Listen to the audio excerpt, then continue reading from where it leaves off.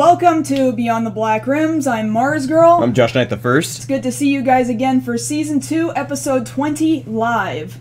This is live, right now. Right now. You're watching us live. Yep. We're here, living, in a living room. Unless you're watching this on YouTube, in which case it's a little less live than if you were here on our Twitch channel. In which case, hello from the past. Actually, you guys can be looking forward to... we're nearing the end of this current season.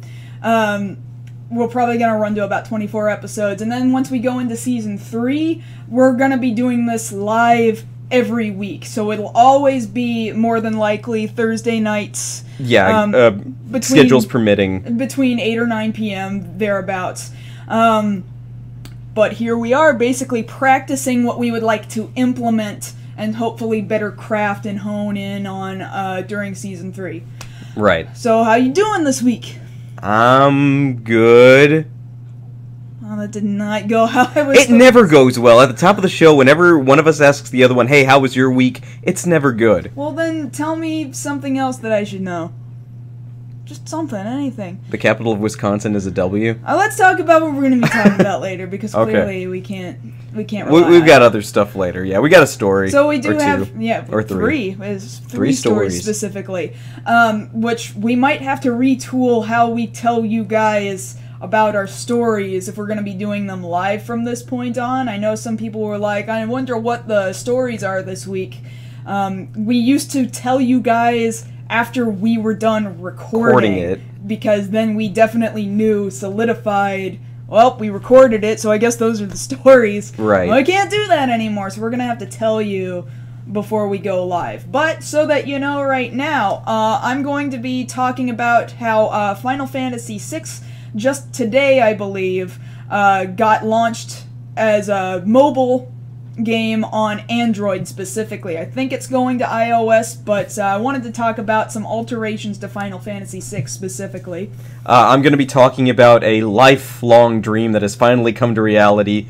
Finally, after so many years, 20th Century Fox and WB have made amends, and finally the 1960s live-action Batman series will finally be released on DVD. That's pretty amazing. And then to close out this whole shebang, we're going to talk a little bit about something you might have heard about called Net Neutrality and how we're losing grip on it very, very slowly.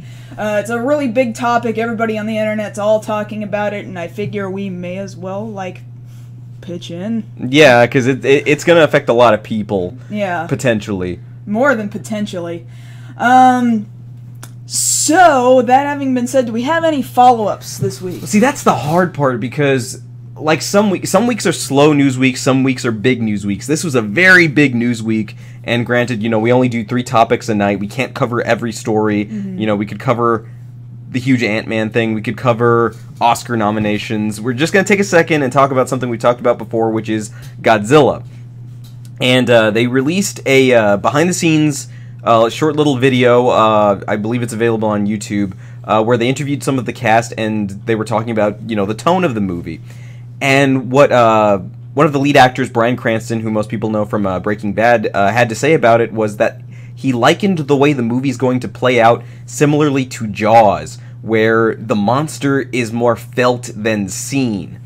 Now, I'm not sure how I feel about that, to be honest with you. Now, the problem with that comes from the fact that this is being directed by Gareth Edwards. Now, we brought this up before in a previous story when we covered this, but his last movie, Monsters, really the movie that got him this job, the problem with that movie was that he didn't show the monster. Mm-hmm. You went pretty much almost the whole movie without seeing a monster, and then when you did see a monster, it was very disappointing because it was just an octopus. Like, it didn't have anything really special about it. I mean, like, I think it glowed a little, but that was it.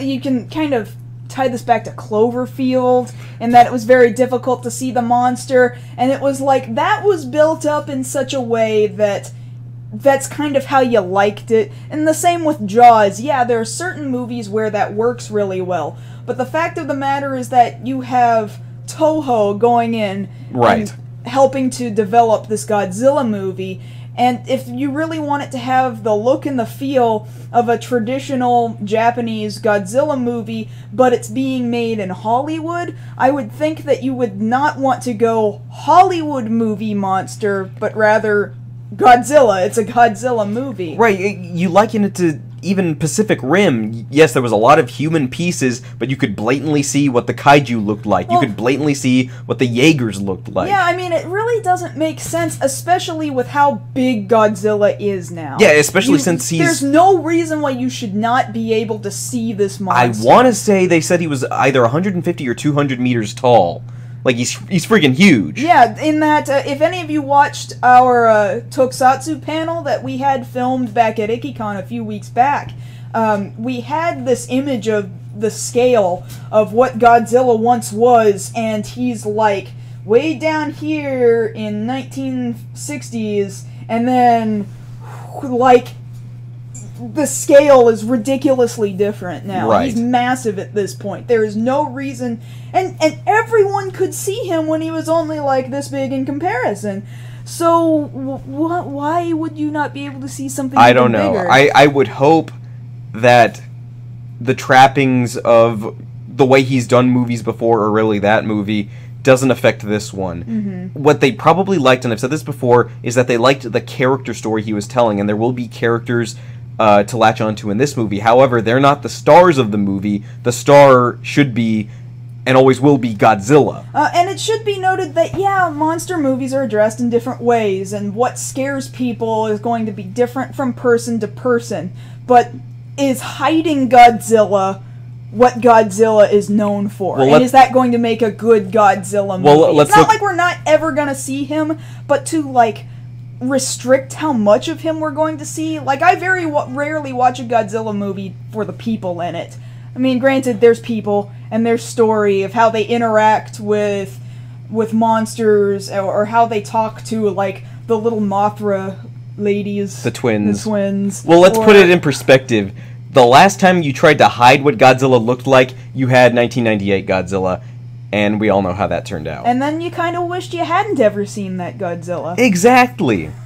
And at least here, you know, they're not hiding what his face looks like. We know, and as some of you might have seen on my Twitter, that I was able to save that picture of what the Godzilla toy looks like. He looks almost exactly like his Toho self. He looks pretty good. He's got some pretty massive elephant trunk legs, too.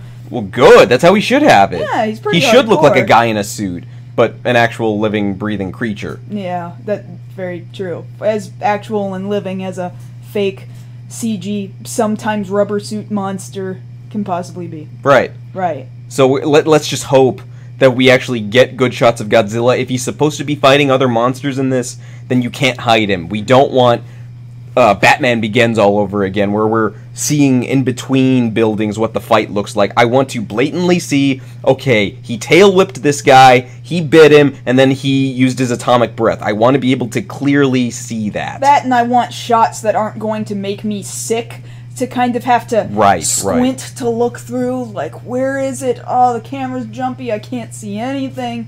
I really don't want a Godzilla movie that makes me ill to have to sit through. Right. Physically. So hopefully we can see him, and hopefully they invested in a tripod. Or a Steadicam. That's very, very true. So, that having been said, no other follow-ups at this point? There's far too many to cover, so we should just leave it at that, just to be on the safe side for time's sake. Okay, then I will go into my first story, where we're talking about the new mobile release of Final Fantasy VI. And this just barely came out. It was either yesterday or today. I'm having a difficult time remembering which. You might want to check out, like, Kotaku's done some articles on it. Like, if you do a search anywhere, you're going to be able to find... The Escapist did an article about it. And you just kind of stop and look at it, like, it's great that it's coming to mobile devices. It's great that people are still interested in 6. Yeah, because 6... 6 is beautiful. 6 always ties as one of my top 2 favorite Final Fantasy games. Like, don't tell me. It's 6 and 9 for you, yes, right? Yes, because they're so... 9 is kind of a throwback to that kind of gameplay or that kind of storytelling. Right. It wrapped up everything that made an older generation of Final Fantasy so great. Thus my same reasoning for liking 6 as much as I do. I took issues with the Game Boy Advance re-release of Final Fantasy VI quite a while back, but in the grand scheme of things, they really weren't so bad. It was a new generation of people playing the game, and in the grand scheme of things, I'm really glad that people are still interested in playing, and that there's a new generation that will get to play it. But I take quite a bit of issue, and I could be the only one who feels this way, with a lot of the changes that have been made. Actually, one person who was reviewing it was saying, "Oh, I love all of these different changes that makes it so much easier to get into, so much easier to remember where you were." Some of those, like, I want to start by talking about some other visual aspects, like the sprites, completely and utterly redone. Right, right. A lot of the background images are completely and utterly redone. You can take Figaro Castle in specific, which just kind of looked like this really big Mayan kind of, or Incan kind of period on the world map in the original Super Nintendo and Game Boy Advance versions, and I guess the PlayStation version as well, or wherever else it's been released. Anything before now. Anything before now. Well, I mean, now on the world map, it looks actually more accurate to, like, here's a branch of the castle over here, and here's a branch of the castle over here. Like, that's cool and all. It's just a matter of, oh, it's different. No, I don't like it. But, I mean, that's really not so bad. It's more like the sprites are so cleaned up, and they have this really rigid posture. Yeah, like all of them are military, standing at attention. It's kind of uncomfortable. I do somewhat like some of the portraits. Some of the updated portraits look very accurate to what the original in-game portrait art looks like of, you know, Terra and Locke and... Right. They look pretty okay for the most part. Not every single one of them. But other problems exist. For example, there's a misspelling in, like, the second line of dialogue. Like, Esper apparently now is Espier, or... Like, okay, was that done on purpose, or did they... I don't know if that Did they screw up? I don't know if that repeats itself over and over again to where they say Espier every single time. I mean, I don't see why that was really... necessary. Right. To the best of my knowledge, the soundtrack remains the same as the Super Nintendo version. I'm not entirely positive, though, because I'm going based on the old trailer that I just pulled up on Google Play. So if anyone can correct me on that, feel free to do so. It's more issues that I take with, say, you'll get a bar up at the top of the screen that says what you're supposed to be doing next. Right. Or now you have the ability to auto-battle. Just a whole lot of things that made the game substantially easier to play, which, one, I can kind of see why they would do it, because it's for mobile devices. Yeah. And when you're playing mobily, then sometimes you kind of have to stop and put it down, and you don't remember what you were doing. Right. That makes a little bit of sense, but then, at the same time, it's also kind of like, well, you know, we got through the game just fine back in 1994. Right. But you think about it, though, it was a different time period. When it was created, it was designed for a console. It wasn't designed for mobile gaming. That's true. And from a purist standpoint, you're robbed of something when all the decisions are being made for you. I mean, the same thing could be said of... You've said as much of Final Fantasies now. Oh, yeah, when you take control away... Now, granted, actually, you can take control back. You can do things manually if you really, really want to. So you don't have to do it. And also, the hints come up in a question mark box. So you can hit the question mark, and then it can tell you where you want to go, or where you need to go next. So, that having been said, like, I don't think I would play this game, especially because it has a $16 price tag, and I'm just kind of thinking, it doesn't really seem worth it. Don't you own more than one copy, though? I own at least 2 copies of Final Fantasy VI. At least 2. I own one for the PlayStation 1. And then your Super Nintendo one. I think I once had the Game Boy Advance version, but I have no idea where it is at this point. But yes, I already do have multiple copies, and I don't need another copy. In fact, really, even the PlayStation 1 version could be played on a PlayStation 3 now. That's why I feel like I don't need to buy another copy. It's why I feel like I don't need to buy another copy of Final Fantasy VII, because I can still play my PS1 copy on a PS3. Like, well, you know, play DA for a second. Who is this being marketed to? It's for people who want to experience the story, but I guess to a certain extent don't really have a lot of time on their hands. That's kind of oxymoronic when you're getting into a JRPG. Right, because it's going to be at least 30 hours of your time. And if you're posted on the back of the box, a 30-hour gameplay experience. Okay, so you break that up over the average person's week, like, how often are you going to be playing it, especially if you're continually taking breaks to do life? Because, you know? I came from a standpoint of, I used to be able to marathon RPGs like crazy. I could finish them in a week, easily. Admittedly, I can't really do that anymore. And when I can't do that anymore, I find myself more likely to drop a game. And that's just because, you know, life gets in the way. I grow up, I get jobs, I have to sustain myself. Nobody else is sustaining me for me. So, are mobile RPGs really the way they need to go? I mean, somebody must like them. If you have enough time to play it on your phone, then I think that's great. I don't know that I would spend money on this particular release. Well, see, I feel the same way about this one that I kind of feel about, what was the name of the other iOS one where all you did was swipe? Oh, All the Bravest? All the Bravest. See, when you simplify it to just simply hitting a button and the game does the rest for you, like, who really wants absentee gaming? Well, all we really ended up doing was, like, picking up the iPad and then playing it like a harp. And then you'd win. Yeah, and then you'd win. Or they'd all die and you'd be like, oh, well, I'll win later. Here, I'll put this away while they go respawn themselves over the next hour. Right. So... But here, where there's a very, very involved, very beautiful story, like, it's one thing to be able to win using your thumbs, but it's another thing when you're winning just using the one, and then not thinking about it.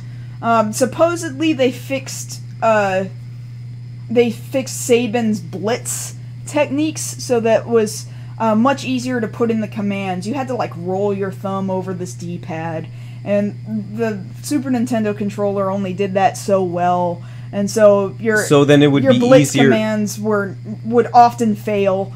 But now, yes, it is easier to input blitz commands, and if you really wanted to, by doing that auto fight or auto battle, it can then, when it next comes up to his turn, repeat that same blitz without you having to put it in again. I mean, I don't know how I feel about that. That's cool. I'm gonna say I don't like it. I want to deliberately say, no, I want to suplex that train. Left, right, left, yeah. I don't want it to randomly choose whether or not it suplexes a train. I want my train suplexed now, not later. It's not that it randomly chooses. It's that you already put in the blitz command, then you said, alright, auto battle, and it will then blitz that same blitz command every single time his turn comes up.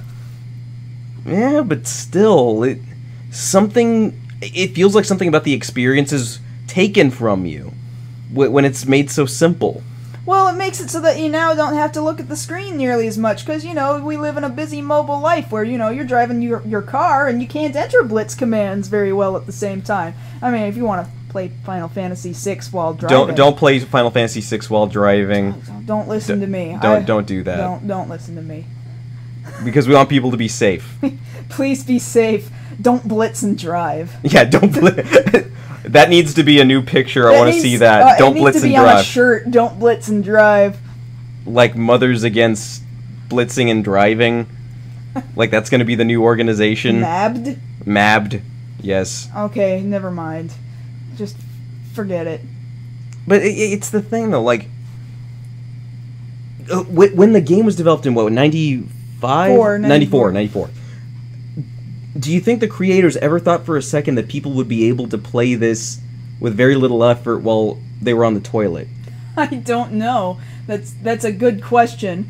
Like, if you were going to do that, you would have to set up your TV there in the bathroom. People did that, and I remember at the time when I heard that people did that, I was thinking, man, these guys are hardcore. Right. But now it's just like... flush. Oh man, Kefka's so hard. Oh well. Oh, and that thing about even when you die, you don't lose the experience that you gained. Okay, that's cheap. Now, I think that's cheap. Now, you do lose, if you gained any items before and you hadn't saved recently, you lose the items, but you do get to keep the experience. But even if you had, look at what you're saying there. Yeah, you lost your items, but you still have your experience, then it would be hella easy for you to get your items back because you'd still be leveled up. If the game doesn't match with you, then that's a good point. Then what's the point? I have no point. That's what I thought. That having been said, just as someone who really loves the story of Final Fantasy VI and I really enjoy the effort that I have to go through to enjoy the story of Final Fantasy VI.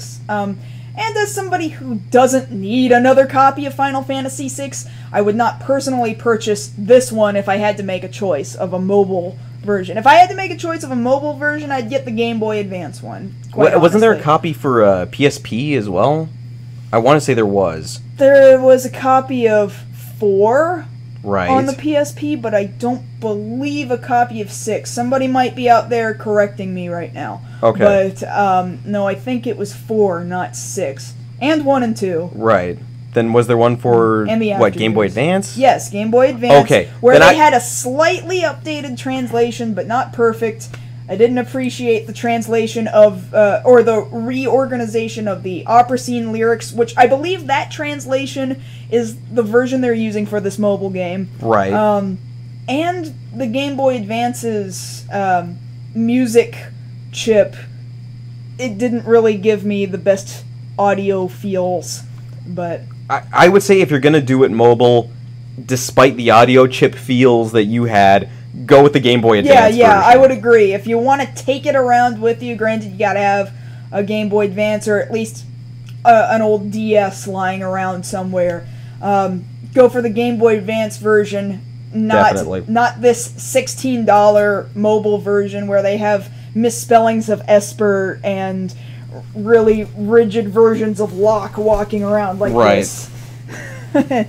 And that, I guess, is all I have to say on that subject. So, that having been said, what are you talking about today? Oh, what am I talking about? What are you talking about today?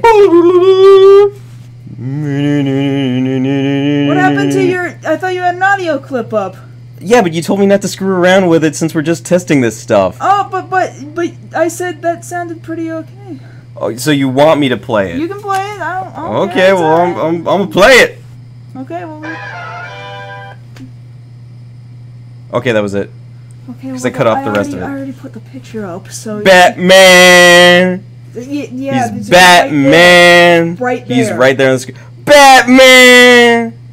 No, just get into the story. Okay, story. Okay. Here's the deal. I absolutely loved 1960s Batman. I grew up on that series. I would watch the reruns on Saturday mornings at like 11 in the morning, right after the cartoons were over. And growing up, before the Batman the Animated Series was, on the air, that was my Batman. Adam West was my Batman. For years, even despite, the Michael Keaton movies, for people, that's who Batman was. Even if he was campy, even if he was kind of goofy and a little pudgy, he was still Batman. And bad posture. And kind of had limp wrist, but he was still Batman. Batusi and all. That series meant so much to me. Batosi and all. Yeah, but anyway, that was the reason. Kids run around with clothespin, towels on for two different reasons: Batman or Superman. And that was the reason they did it as Batman. And I swore, even as a kid, because tapes didn't exist. They just didn't. They really haven't of that series. The only thing you could find was the movie, which still exists to this day. Usually you can find it in your $5 bin over at Walmart. I have a copy. And it's a good, solid purchase. And if you don't know what the bomb run is, You need to get out and find a copy Yeah, of like, that, we'll go yesterday. Yeah, I'll get into that in a minute. But I swore, even at 5 years old, like, that's a ways away into my past. Conversation years ago. Tons of conversations over time with you about just how much this Batman is like, man, if they would just release it, oh man, I almost bought this bootleg series. Yeah, because the problem was, that people might not realize, was that Batman is a WB property now. It was created by DC Comics, Bob Kane, back in 1939, but the series, the Batman show on ABC was made by 20th Century Fox.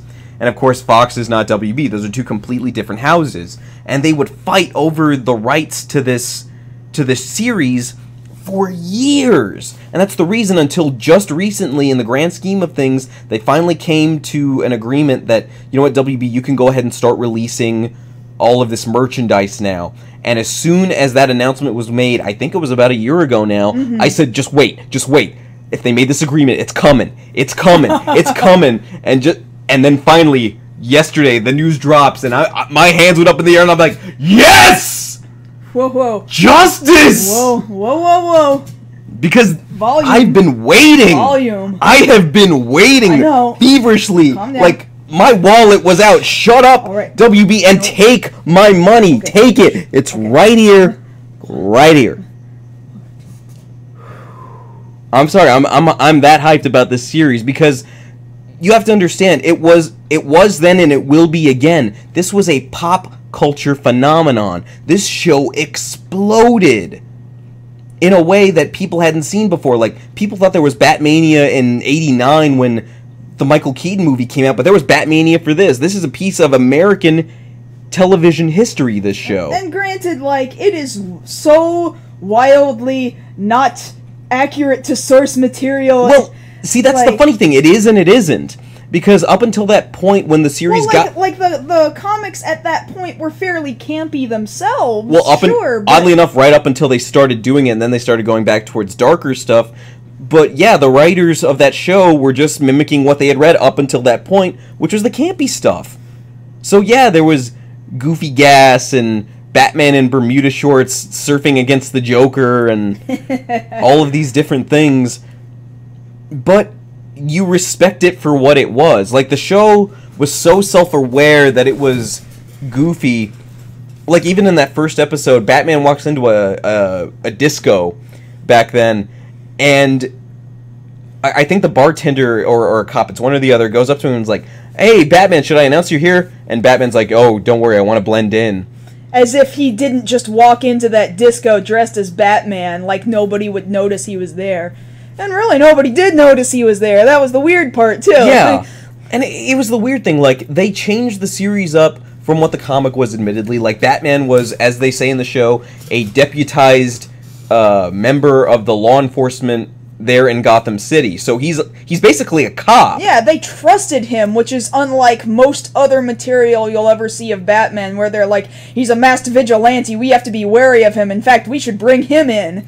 And the funny part is, in that first episode, they do make mention of, yeah, my origin is still the same. My parents were killed at a young age, and I'm crusading against the wrong in Gotham City. But that's as dark as it gets right there, because as most people know, the rest of the series is all this wacky stuff.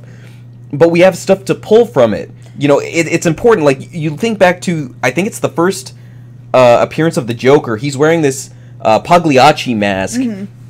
Disguised as, an opera singer. That same mask is the first mask you see the Joker wearing in The Dark Knight. It was pulled from that episode. That's why he wears it. We have a pretty interesting question, actually. Someone's asking, would you count Batman, the 1966 Batman, as a form of toku? Absolutely. Tokusatsu? It is absolutely a form of tokusatsu. Because it's special effects. Well, yeah, it's special practical effects all over the place. Oh, right? yeah. They didn't have CG back then. It's right along with friggin' what would be at the time? Ultraman. Mm-hmm. It's that same level. Even the campy stuff you see in the 70s, this predates it, so it could very easily be argued that what happened in 60s Batman affected how campy things got over in Japan. Yeah, think about it. You know, masked superheroes for one thing. Right. Running around with all their superpowers and super gadgets and all these practical effect explosions and text overlay effects for comic book sort of reenactments. Oh yeah, bang, zoom, pow, kablam, zow, zap. And the thing about it is, it's been parodied over and over again. Like, I remember, what was it when, Like, how can you parody something so hard and yet... It's already a parody of itself, in a way. Well, I wonder, like, how can... It is so steeped in culture that I have to wonder why it was so difficult for these companies to wrangle out a deal to get these DVDs out. Why did it take so long? I'm not gonna pretend I know the inner workings of how those meetings went down. I would only assume that it was a matter of who got to release it. Mm-hmm. Because, you know, it's like, oh, well, we own the property. Well, we made the dang thing. And it's Warner Brothers who's releasing it now, right? It's going to be Warner Brothers Home Entertainment. Like, it seems like now there's no question that it would be anybody but Warner Brothers who would release it. Yeah, but in the day and age that we live in now. But this isn't just anything. It's Batman. So you would fight to hold on to what you have steeped in Batman. Right. So it only stands to reason that, you know, that there would be an argument over how easy it would be to get a hold of this. Mm-hmm. But now we will have the opportunity to see all 120 episodes. And from what I understand, they're not releasing them in volumes. It's going to be in just one set. So you can just get the whole thing in one go, and that is absolutely fine. I admit that I missed out on getting that whole Power Rangers stack that came in, like, the Red Ranger's helmet, or, like, the first half. Admittedly, the price was a little steep, and personally I feel a little bit better about getting each volume as it comes out at Target or Walmart. That helmet's only so cool anyway, come on. Yeah, I mean, I'd rather just have a bunch of volumes. Isn't it a small helmet anyway? It's not really like actual adult male No, it's just like helmet. yay big. Yeah. You know, about a little over 6 inches. Like, what, you want a voodoo doll Power Rangers helmet? Who wants that? No, somebody wants that. Well, somebody wants that. Somebody has that. Somebody bought it. But what's going to happen with this is, yeah, they're going to release it as one whole series, and you better believe as soon as I find out on Amazon, on Best Buy, wherever, that sucker is mine. I know. I will fight a brother to get a hold of this holy grail of my childhood. You're saying if there was only one left and you and some other guy were both... I would shank that man. Oh my god. I would throw down for this series. My commitment is that deep. You know, I think I'm going to let you go to the store by yourself when you can wait in the car with the mask on. You want me to be the getaway vehicle? You can be Robin. You want me to be the getaway vehicle? Well, no, you can't be Robin because Batman never let... See, that was the funny thing about it, too, in that series, is that Batman was so law-abiding for a vigilante, he never even let Robin drive the Batmobile. Like, he's of age in the series to drive the Batmobile, but he's never had his license, so Batman never lets him drive the Batmobile, and he drives that home. Not unless you're a licensed driver, Robin, you can't do it. We'll let Alfred drive, and Alfred's this little guy. Yes, of course. Well, wouldn't you expect the butler to drive a car?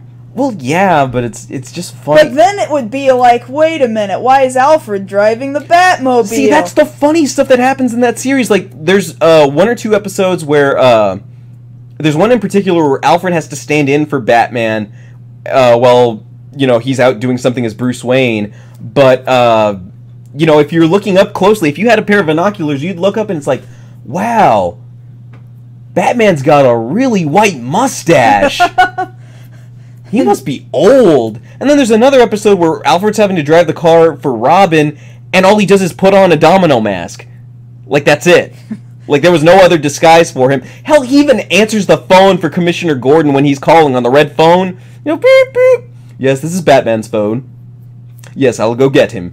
And he'll answer the same way when he picks up, when Commissioner Gordon's calling Bruce Wayne. Yes, Wayne Manor. Yes, I'll go get him. And then, by that same token, Adam West as Bruce Wayne never really disguises his voice. It's like, yes, Commissioner, this is Bruce Wayne. And he has that same, you know, Adam Westy cadence. So he picks up, yes, Commissioner, this is Batman. You know, it's not quite Shatner, but it's its own thing. Uh-huh. And that sticks out for people. And of course, you know, the Robin, you know, holy shnikes, or not holy shnikes, but you get the... Well, yeah, that would have been great. That's a completely different piece of media, That's actually a completely different piece of media altogether. You keep quoting incorrectly. It's I an know. entirely different piece of media altogether. So yes, as soon as I find out when it is that this will be released, you better believe I'm going to be tweeting about it, putting it up everywhere, that this thing gets supported. Even if you want to right now, you can go to your local comic shop. There's currently a Batman comic book line based in the 60 series. There's a toy line as well. They're actually fairly well sculpted. I've been waiting a long time to support this. I hope you guys do too. Yeah, alright. Yeah. Here we go. So, that having been said, I guess we're done with that topic, and we'll move on to our final topic of the evening, where we want to discuss net neutrality. So, really... You might have to explain this a little more clearly. That's kind of where I was coming at it from. The idea of net neutrality, I think everyone has been familiar with the topic before in the past. They just don't necessarily know the terminology net neutrality, but I bet most people in the chat room here understand. But for those who don't, it's the idea that we do not want, I would assume most people would not want to have to be charged any certain sort of fee for the kind of material you access on the internet, what you download, where you go on the internet. Like, all of the internet as a whole should be all the same price to access when you're getting it from your internet service provider, and there should not be any limitations to the speed at which you can access such material. Now, there was a time in the past where, I'm trying to remember exactly what company, a couple of companies, I think Comcast was guilty of it at one point, started very quietly slowing down downloads for, like, peer-to-peer software usage, or torrenting. Let's put this in perspective here. Say I'm trying to download a movie from Amazon Prime, and the company that I get my internet service from can slow down how fast I'm downloading said movie, and if I want it to go faster, I have to pay more. Yeah, exactly. And really, this goes directly... The idea of killing net neutrality, which is, by the way, what happens. Like, that's the news story. Basically, our courts decided to go ahead and give our net neutrality over to big media. Meaning big media has the right...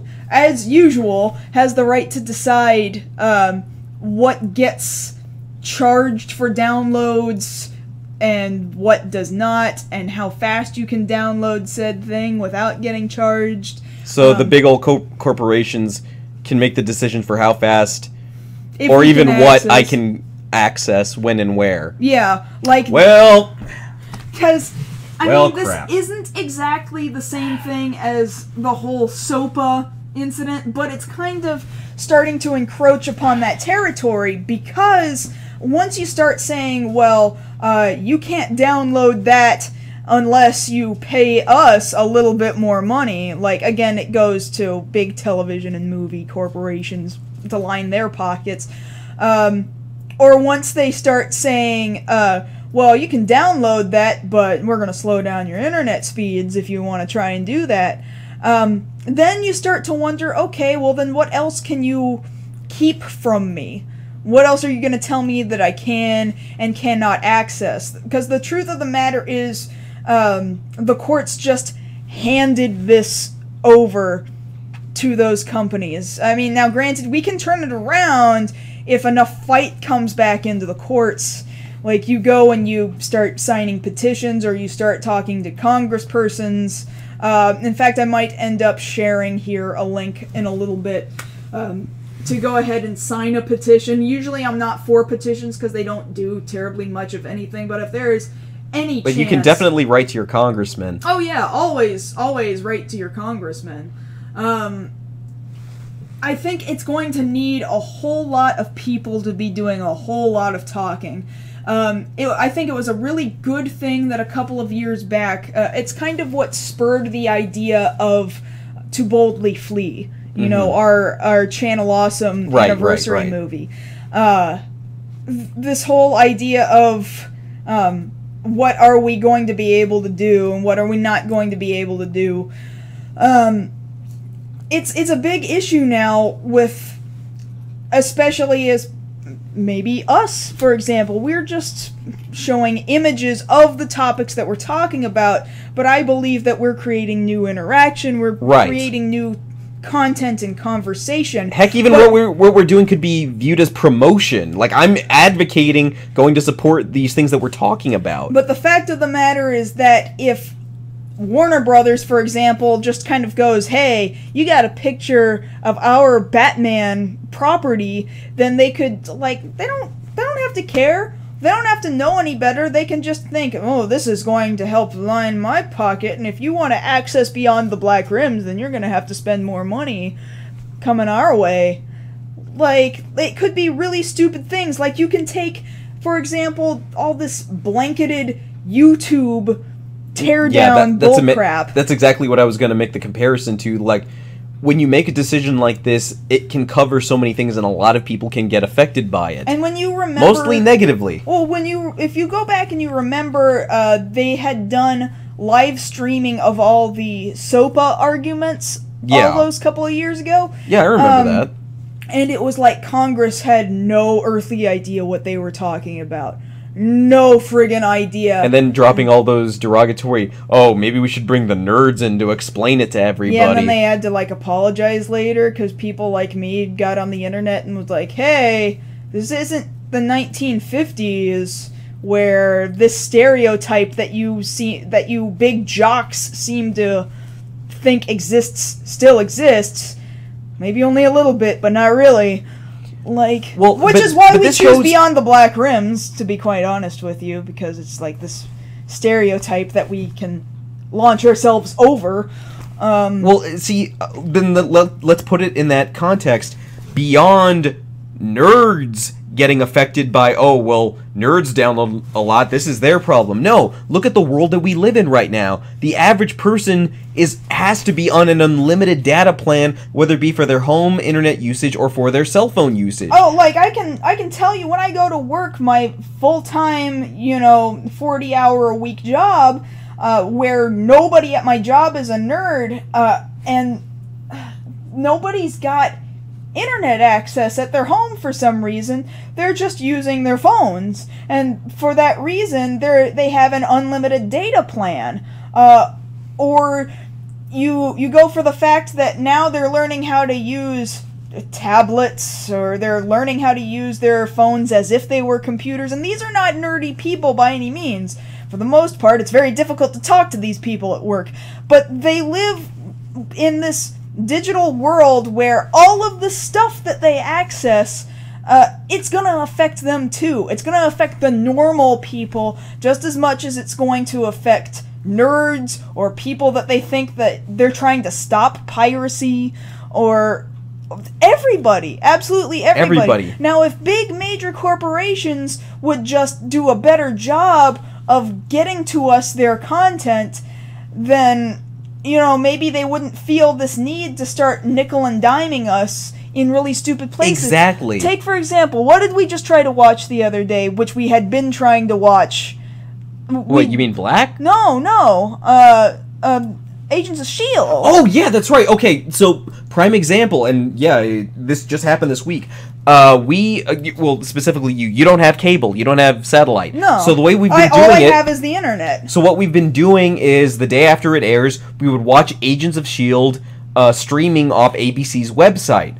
Well, now what they've done... Which I thought was a brilliant plan, because it also came with advertisements, so it's not like they weren't getting money. It was like I was watching it on TV. Right. And I'm cool with that. I am cool paying for my internet service, and you're still giving me, like, the one show that I cared to watch.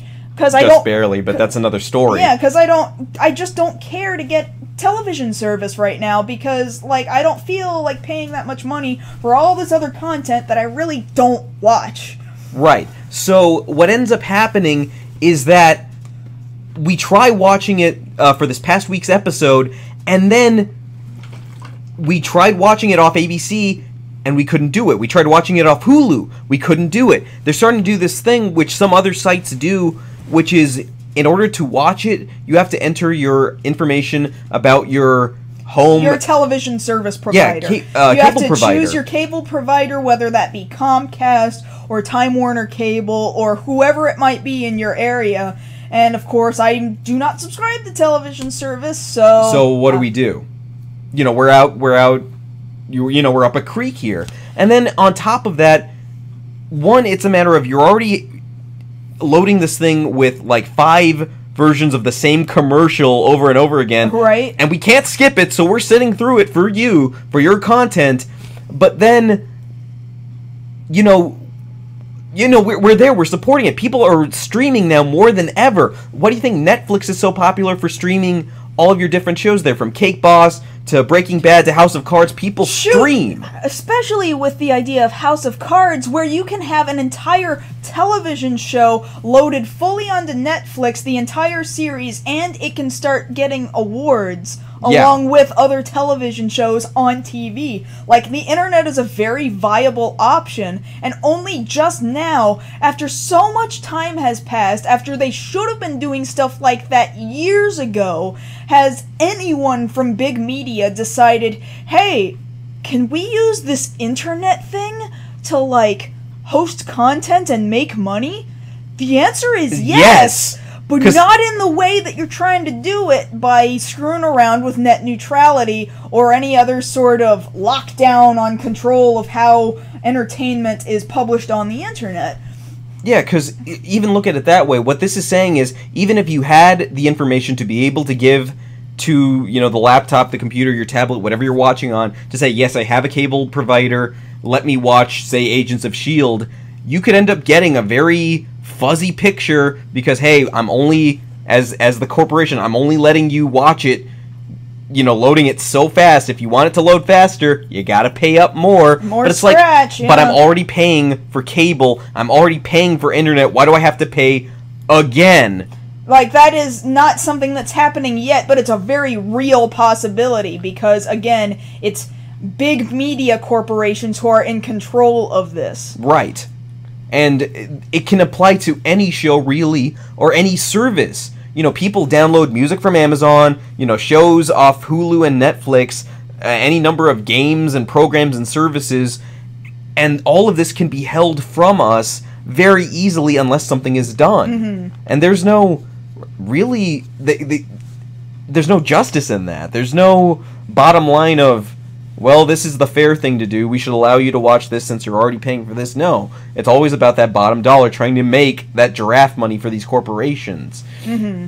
And then, where does that leave us? Your average person who either doesn't have one or the other. Like, I have internet, but I don't have TV, or I have TV, but I don't have internet. Right.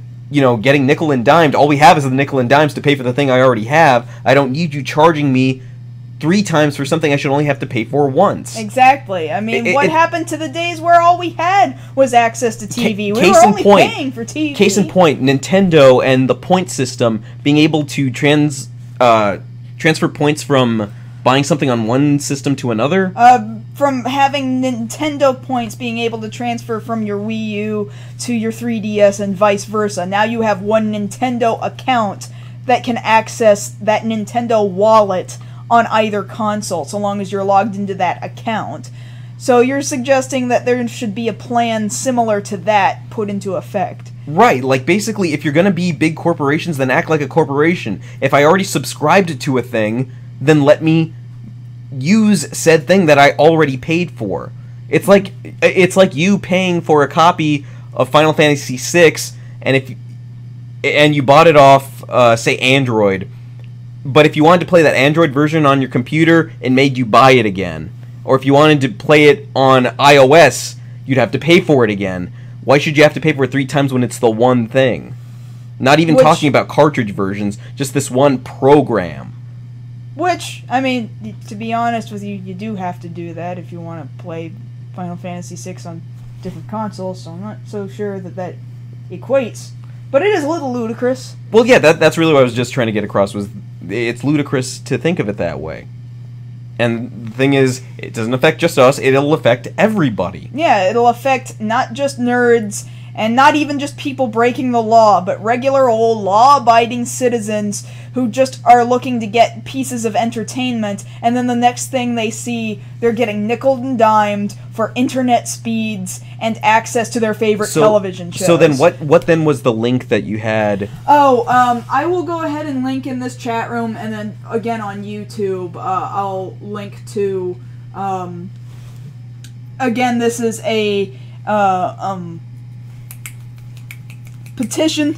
I know words. It's a petition for fighting for net neutrality to be granted back or taken away from big organizations. It'll be sent to Congress people. I still have to bring it back up. It's all over Facebook again, but before we close down this stream, I'll send it to you guys there in the chat room. So no worries about that. That'll get your way for sure. Oh, you have it. Why don't you go ahead and link it? Yeah, I'll go ahead and link it real quick. If you guys are here in the chat room, please take a look at this. It would be very, very helpful. And again, I typically don't link to petitions, but I mean, if there's any chance that this petition could do any good, even though for the most part petitions don't do terribly much, at least we can say that we're trying. But I would say definitely don't stop at just signing a petition. Talk to somebody, or at least spread the word to other people that, like, hey, this isn't something that we can just sit on, and it's not just for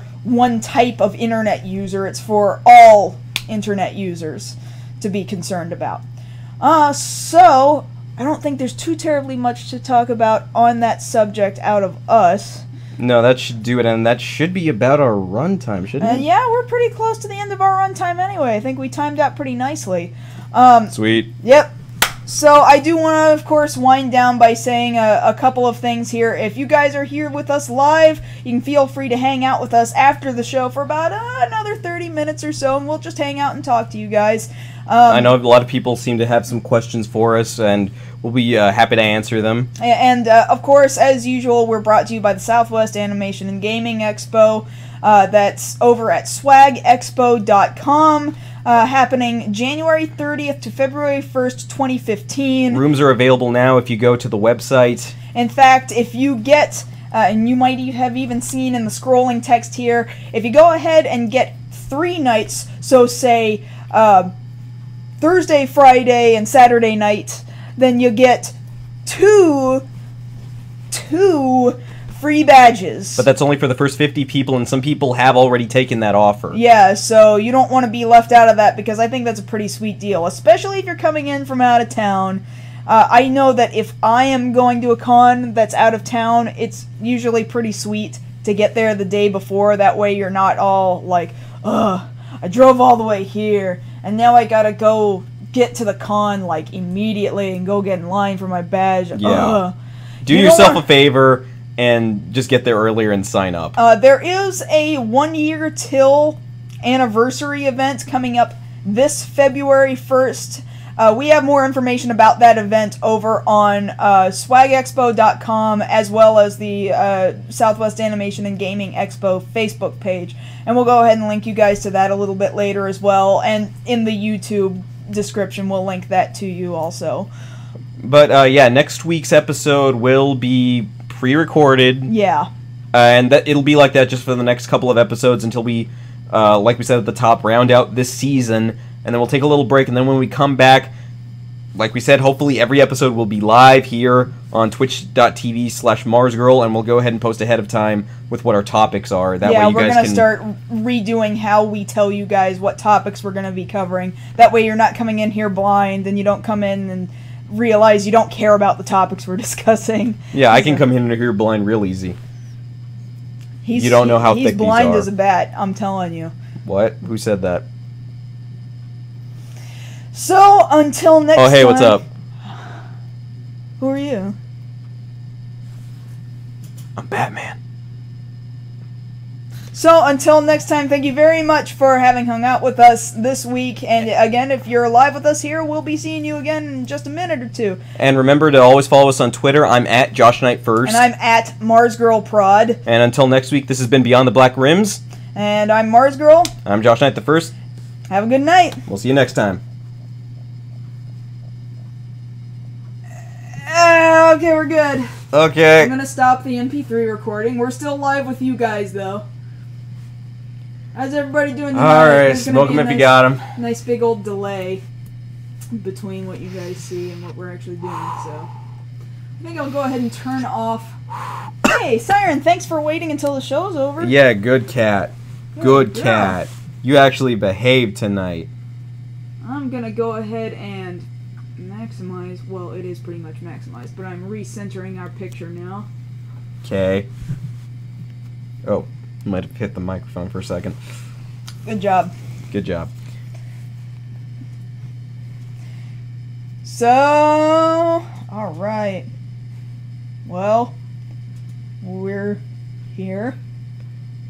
How's it going, guys? Was it good for me, too? Yes, it was excellent. 10 out of 10 would do again. And we will. Next season. You mean next week? Oh, wait, you're talking about live episode then. Yeah, next season. I kind of like playing around with the imagery and the audio. I'd like to play around with more audio and potentially maybe showing clips of trailers in the middle of this. Like, I think that would be fun. Yeah, we're definitely looking to step up the show to be a little bit more, kind of, sort of, maybe a little bit professional. Maybe. Maybe more like an actual show. Like, that would be nice. That would be nice. Blah, blah, blah, blah. Well, we thank you, the writer next. We appreciate that you guys like what we're doing. Appreciate it very much. Apparently my cat appreciates it too. I'm not really sure. Is this a thank you? What is this, Siren? I love you too. I don't even know. Kitty's just like... You were talking to somebody that wasn't me, so I had to come in and fix that. Meow. Meow. You gotta end everything with... Yeah, it's like Japanese sentences where you always have to finish with a closing particle. Yeah. That's exactly how it works. Yes. I'm gonna warm this lap now, meow. Okay, got a question. Any thoughts on the 4 Garo projects coming up? There was a time... What? When I thought there would be no more Garo, which was right after the first series ended, and, you know, the first movie had come out, or the first 2-part movie had come out. I was like, well, that was it. It was a good run. And then all this Garo stuff just kind of appeared, and yeah, I'm happy. I'm thrilled that more people will be finding out about Garo now, you know, with these new projects. I always recommend it to people whenever I get a chance. I know we didn't really bring it up at the Toku panel, but if you ever get me, like, you've seen me do this, if somebody gets me started talking about Garo, I will talk their ear off. Mm-hmm. So I'm very happy that... Almost to a fault. To a fault. I admit it. That's me. I want to see more of, with the new series with Koga's and Kaudu's son, if they'll address timeline-wise where that takes place in reference to Yamio Terasumono, the last season that they just had, where that fits in and how he might have lost the armor and then how the next Garo got a hold of it. I think once the anime comes out, more people will be interested, and then they'll be able to be pointed back to, well, you knew this was a live-action series before, right? Wait, Garo's getting an anime? It's getting an anime. I don't know what I think about that. Well, I look at it this way. The show in and of itself is very animated to begin with all the crazy CG effects in every episode. So I think it would translate just fine to an episode. I actually think... Okay, well, get ready for now an overflood of people knowing what Garo is, I would dare say, because anime is easier for people to get into. Yeah. And the thing about it is... So now you can quit doing that thing where you're like, you don't know what Garo is? Here, let me tell you everything about... Slobber. Yeah, I probably don't get many people in that way. Well, what I eventually would like to see, though, is kind of like what I wished for and then I eventually got with Kamen Rider,